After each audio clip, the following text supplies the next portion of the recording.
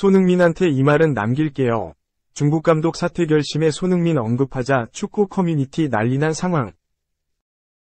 아시안컵 최고의 스타로 주목받는 손흥민이 다시 한번 상대 코치진의 비상식적인 요구를 받았다.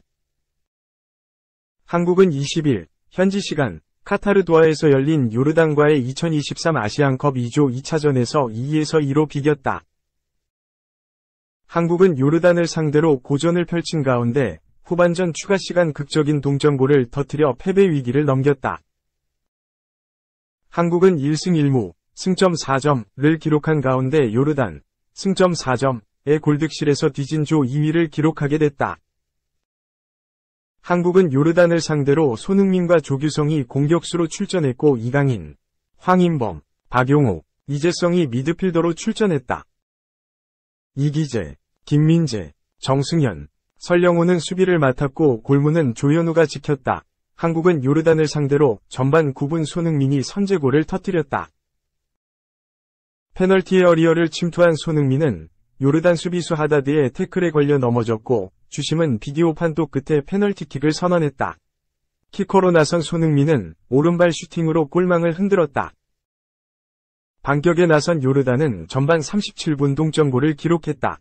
코너킥 상황에서 요르단 수비수 알-아랍과 문전 경합을 펼쳤던 박용우가 헤더로 걷어내려 한 볼이 골문 안으로 들었다.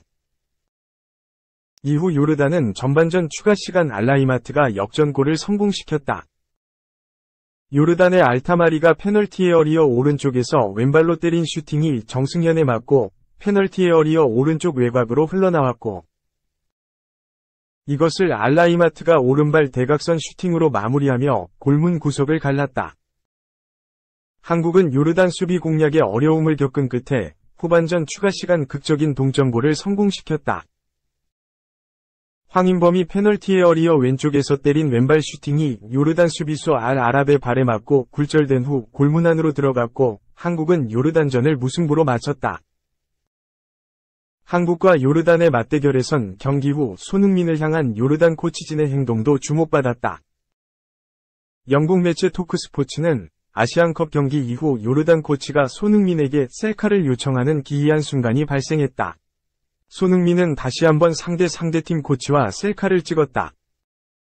손흥민은 기꺼이 응해줬다며 요르단의 수석 코치 엘 이드리시는 손흥민에게 셀카를 요청했다. 엘 이드리시는 손흥민이 자신의 셀카 요청을 받아들이자 매우 기뻐했다고 전했다. 이 매체는 손흥민에게 상대팀 코치가 셀카를 요청한 것은 이번이 처음이 아니다. 차이점은 손흥민은 이번에는 눈물을 흘리지 않은 것이라며 손흥민은 카타르 월드컵 조별리그 2차전 가나전에서 패한 이후 상대 코치로부터 셀카 요청을 받았다. 한국이 조별리그 탈락 위기에 놓였고 손흥민은 위로를 받아야 하는 상황이었다. 가나의 한 코칭 스태프는 손흥민에게 셀카를 강요했고 손흥민은 거부했다. 미들즈브러의 레전드이자 가나 수석 코치 보아탱은 손흥민에게 셀카를 요청한 가나 코칭 스태프를 저지하기도 했다며 카타르 월드컵 가나전 당시 가나 코치진의 무례한 행동에 대해 재언급하기도 했다. 2. 김민재 황인범 손흥민 빠지면 클린스만호 붕괴 위험. 카드 폭탄 터질까 조마조마. 아시안컵. 조마조마하다. 폭탄이 터질까봐 무섭다. 말레이시아전에서 무리하게 조 1위를 노리지 않는다면 2명 정도는 빼는 것도 고려해야 하지 않을까 싶을 정도로 중요하다. 대한민국은 현재 무려 7명의 선수가 경고를 받고 있다. 모든 국가 중 최다 옐로카드다. 그런데 하필이면 그 경고가 주축 선수들에게 쏠려 있다는 것이 가장 큰 문제다. 한국은 바레인전에서 박용욱, 아라인, 김민재, 민엔, 이기재, 수원, 조규성, 미트윌란, 손흥민, 토트넘 등 주요 선수 5명이 경고를 받았다. 요르단전에서는 오형규, 셀틱과 황인범, 즈베즈다 마저 옐로카드를 받아 말레이시아와 최종전을 앞두고 7명의 선수가 경고 부담을 떠안게 됐다. 애초 한국은 역대 전적에서 3승 2무로 크게 앞서는 터라 낙승을 예상했고 이를 통해 바레인과 1차전에서 얻었던 5장의 무더기 옐로카드를 효과적으로 소진할 생각이었다. 하지만 요르단전에 예상치 못한 고전으로 그럴 여유를 갖지 못했다. 클린스만 감독은 플랜 A에 대한 절대적인 믿음이 있다. 대부분의 A매치를 플랜 A로 치렀다. 그런데 그 플랜 A에서도 주도적인 역할을 하는 선수가 김민재, 황인범, 손흥민이다. 다른 선수는 그나마 대체 선수가 있지만 이 세 명은 빠지면 그 자체가 재앙이다. 황인범은 이번 클린스만호의 MVP다. 클린스만호가 뽑아낸 5골 중 무려 4골이 황인범의 발에서 나왔다. 바레인전에서 이재성의 패스를 받아 선제골을 뽑아낸 황인범은 후반에는 이강인의 골을 어시스트했다. 요르단전에서는 비록 자책골로 기록되기는 했지만 팀을 수렁에서 구해내는 결승골을 뽑아냈다. 전반 4분 손흥민의 페널티킥을 이끌어낸 스루패스도 황인범에게서 나왔다. 중원에서 엄청난 활동량으로 상대의 예봉을 차단하고 공을 최전방에 배급하는 것도 황인범의 역할이다. 가뜩이나 3선에서 약점이 있는데 황인범이 빠지면 그야말로 클린스만호는 멘붕에 빠질 수 있다. 김민재도 마찬가지다. 가뜩이나 풀백 자원이 약해 김민재가 커버해야 할 범위가 상당히 넓다. 김진수가 부상 중이고 이기재도 남은 경기 출장이 불투명하다. 현재는 설영우가 한 자리를 꿰찰 것으로 예상되는 가운데 박진섭이나 정순민을 백으로 내리는 것까지 고려되고 있는 중이다. 이런 가운데 김민재의 역할을 두말할 나위가 없다. 김민재는 요르단전에서 알타마리와의 1대1에서 압승을 거뒀다. 앞으로는 더욱 강한 상대와 맞붙을 테고 김민재는 상대 주공격수의 예봉을 꺾으면서 수비를 진두지휘해야 하는 역할이다. 풀백 자원들이 부상으로 나가떨어지는 가운데 김민재가 빠지면 한국의 수비진은 그 즉시 붕괴 위험이 있다. 김민재가 아니었다면 요르단전은 5에서 2 정도로 패했을 것이라는 팬들의 말은 결코 허언이 아니다. 그만큼 절대적이다. 손흥민은 두말할 나위가 없다. 골을 넣고 안 넣고를 떠나서 대한민국의 정신적인 지주다. 거기에 손흥민이 있음으로 해서 그에게 쏠리는 견제가 중요하다. 상대는 손흥민이 그라운드에 있다는 것만 해도 엄청난 부담감을 갖는다. 손흥민이 있어야 이강인이나 황희찬이 더욱 빛을 발할 수 있다. 16강 이후부터는 강한 팀들을 만난다. 사우디, 호주, 이란 등 훨씬 수준 높은 월드컵 출전국들이다. 한 번의 실수로 그대로 짐을 싸야 한다. 클린스만호는 지난 A매치 기간 동안 플랜 B를 전혀 만들어 놓지 않았다. 황의조가 빠졌는데도 주민규를 테스트해보지 않았다. 계속 조규성만을 고집할 뿐이었다. 김진수나 이기재에 대한 여론은 꾸준히 나왔음에도 황재원 같은 아시안게임에서 활약한 젊은 자원을 테스트해볼 생각을 하지 않았다. 황인범의 파트너 자리도 홍현석을 조금 더 적극적으로 테스트해볼 생각을 하지 못했다. 장승현의 자리에 김지수나 김주성 등 젊은 자원을 테스트해볼 기회도 거의 없었다.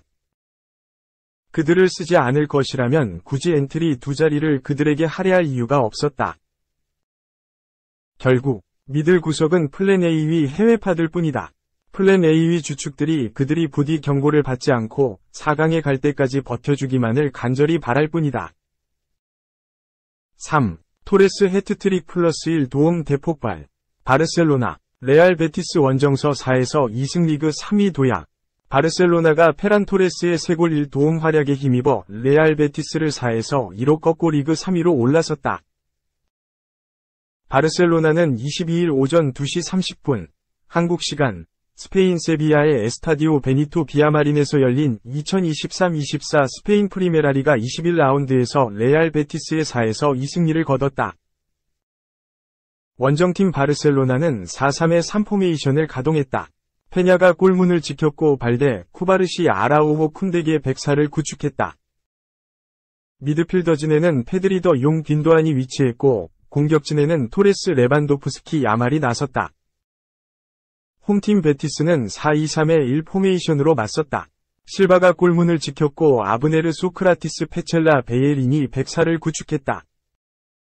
미드필더진 3선에는 루카 조니, 2선에는 디앙 이스코 에니키가 위치했고 최전방 원톱에는 주제가 나섰다. 전반 4분 바르셀로나가 실점 위기를 넘겼다. 페널티 박스 앞에서 이스코가 수비 뒷공간으로 로빙 패스를 연결했고 에니키가 1대1 찬스를 맞았다. 애니키 골키퍼 키를 넘기는 슈팅을 시도했으나 골대 위로 향했다. 베티스가 주도권을 잡은 가운데 바르셀로나의 선제골이 터졌다. 전반 21분 귄도안의 패스가 수비에 맞고 굴절되며 페널티 박스 안으로 뛰어들어가던 페드리에게 연결됐다. 페드리는 가운데로 내줬고 토레스가 밀어 넣으며 바르셀로나가 1에서 0 리드를 잡았다. 전반 38분 바르셀로나의 결정적인 기회가 무산됐다. 야말이 페널티 박스 안에서 드리블을 통해 수비 3명을 제치면서 왼발 슈팅을 시도했다. 이 슈팅이 골대에 맞고 나오면서 득점까지 연결되진 못했다. 전반 막판 토레스의 패스를 받아 레반도프스키가 골망을 흔들었다. 하지만 이전 과정에서 레반도프스키의 위치가 오프사이드로 선언되면서 득점이 인정되지 않았다. 후반 초반 바르셀로나의 추가골이 터졌다. 후반 3분 야말이 오른쪽 측면을 뚫어낸 뒤 직접 슈팅을 시도했고 이 슈팅이 골대에 맞았다. 흘러나온 공이 토레스 앞으로 향했고 토레스가 왼발로 밀어 넣으며 골망을 흔들었다. 하지만 베티스의 추격골이 곧바로 터졌다. 후반 11분 오른쪽에서 애니키의 크로스를 페냐 골키퍼와 아라우호가 겹치면서 제대로 처리하지 못하고 흘러나왔다. 이 공을 이스코가 왼발 슈팅으로 마무리하며 한 골 따라갔다. 3분 뒤 베티스가 동점골까지 터뜨렸다. 후반 14분 오른쪽 측면에서 애니키가 수비 뒷공간을 향해 길게 연결한 공을 이스코가 집중력 있게 마무리하며 2에서 2 동점을 만들었다. 부심의 깃발이 올라갔으나 VAR 판독 결과 온사이드로 판정되며 득점이 인정됐다. 원점으로 돌아간 경기는 더욱 불이 붙였다. 양팀은 물러서지 않고 치열하게 맞붙었으며 팽팽한 흐름이 유지된 채 경기가 계속됐다. 후반 45분 펠릭스의 결승골이 터졌다.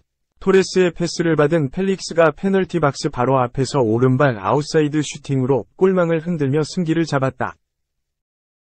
이후 추가 시간 2분 토레스의 쐐기골까지 터졌다. 야말의 패스를 받은 토레스가 1대1 찬스에서 칩슛으로 마무리하면서 승리의 쐐기를 박았다. 결국 바르셀로나가 후반 막판 연속골에 힘입어 베티스를 꺾고 승리를 따냈다.